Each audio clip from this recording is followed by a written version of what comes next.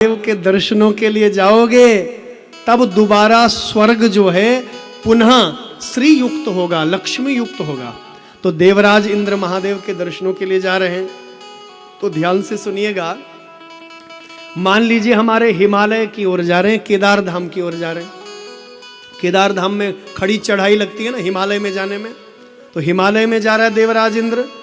और महादेव ने विचार किया कि इस इंद्र के मन में श्रद्धा है कि नहीं, प्रेम है कि नहीं, कहीं दिखावा तो नहीं कर रहा है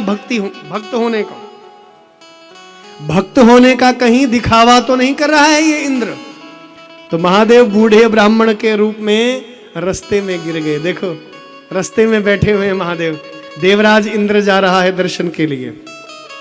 तो जैसे ही दर्शन के लिए जा रहा है तो इंद्र ने कहा, ए बाबा, अरे वो शमशान में रहने वाला महादेव, वो भूत प्रेतों का संगी, वो सदाशिव, अरे हमने सुना है कि वो कहीं यहीं रहता है।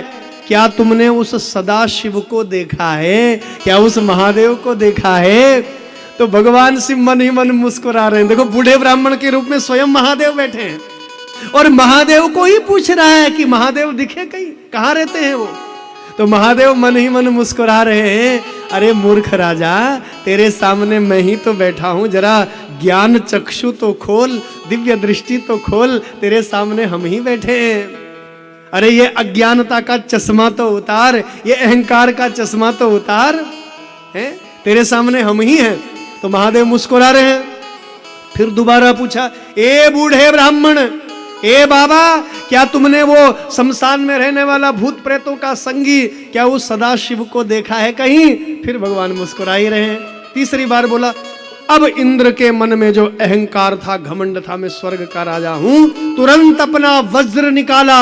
ए बूढ़े ब्राह्मण, जानता नहीं तू मैं कौन हूं? मैं स्वर्ग का राजा इंद्र हूं, अभी तुझे अपने वज्र से भस्म कर दूंगा।